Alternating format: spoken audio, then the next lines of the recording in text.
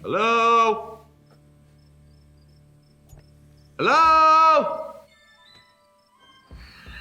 Hello? Fuck. Fine.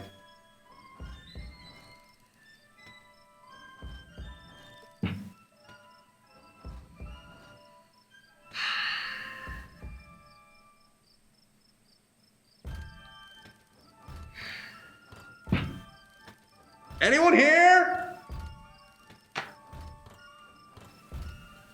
mean, I got booked to be here. I got paid to be here. They said there was going to be an audience. There's no audience.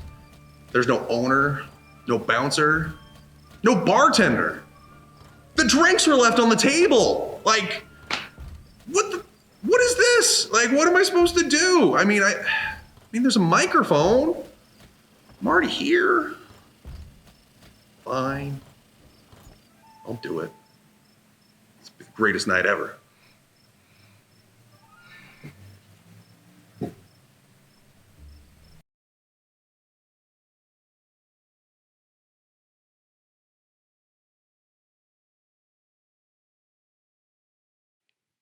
Oh my gosh, thank you guys for coming out so much. I know traffic was terrible. It was a long line to get in here. Thank you so much for coming out tonight.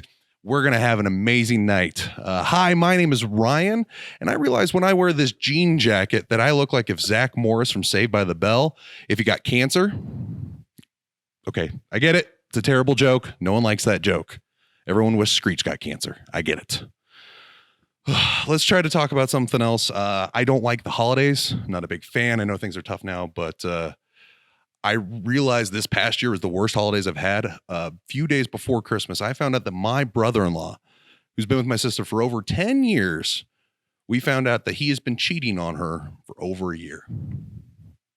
You're right. That is terrible. It's awful. Except I drew him for Secret Santa. Guess who got a gift certificate for an attorney? My sister did. Fuck that guy. But speaking of things, okay, let's address the things. Things have been tough right now with all the coronavirus going on, and we're all suffering. I've had to watch a lot of things I wouldn't normally watch anymore. I was watching daytime TV, and then they cut to the governor, and I was very fascinated because there was the lady doing sign language. She was very bright and happy, but about 3/4 of the way through, she left. My wife goes, yeah, well, she probably got a cramp and they needed to call in the backup. They needed to call in she cramped? Does she now have potassium in the morning? What's her injury report status like? This backup player, are they ready? Are they good to go? What's their training like?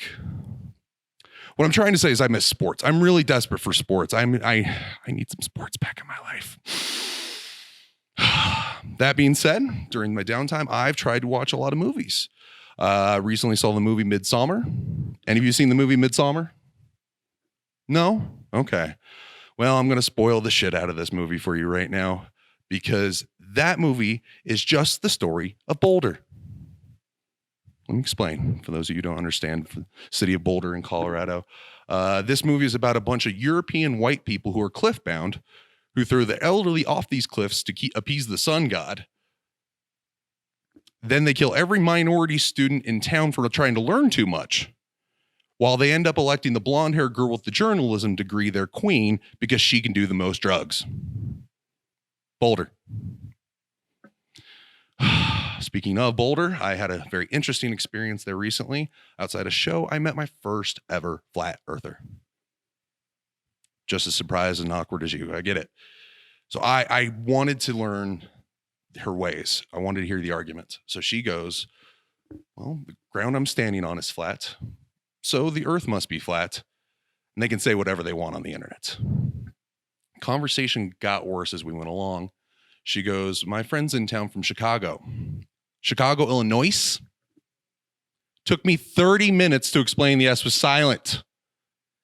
It got worse. It turns out she is 21 years old and 3 months away from retirement. I'm going to try my new life mantra on this stage in her honor. The stage I'm standing on is flat, so the earth must be flat. My comedy career is going amazing. Okay, I'm a flat earther. I'm a flat earther, everybody. I appreciate you all so much.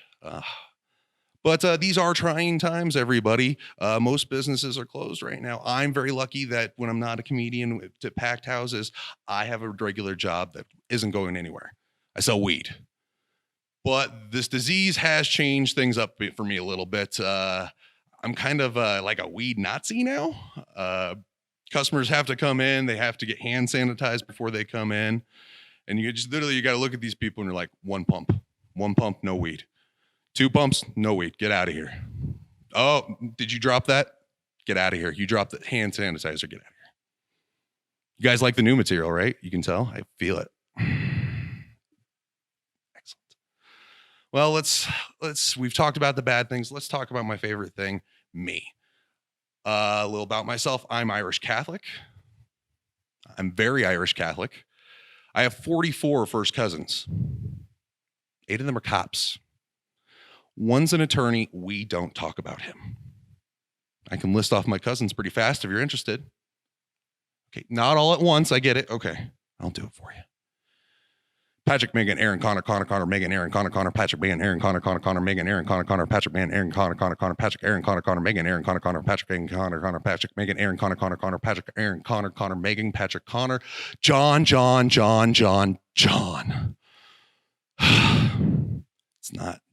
We're not that creative when it comes to names. Honestly, we're giving out names. It's kind of like an episode of The Price is Right. We got the big wheel over there, but instead of dollar values, it's just full of generic white names. Oh my God, Bob, baby, we did it! This is the greatest moment of my life! Doop. Paul! Oh my God, we got a Paul! It's our third Paul! My baby girl's gonna be named Paul! That's right. Little Paul has won a lifetime supply of Kraft macaroni and cheese. A 2004 Toyota Camry with 200,000 miles. And when little Paul grows up, he'll become an accountant's assistant. Congratulations, Paul. Okay, so we're not that creative when it comes to names. I get it. But I disparage my family, but I love to talk about my family in a very positive light. Back in World War II, my grandfather flew 55 bombing missions during World War II. No applause from a dead grandpa, huh? Oh, you're not speaking German. All right, remember that. No, it's really impressive. It's awesome. You know, it's one of the greatest things because the only person who's done more bombing is me at open mics. Oh, you didn't like that one either. All right, let's try this one. I recently learned there's a place on this planet where I am sexually attractive. Problem is that place is West Virginia.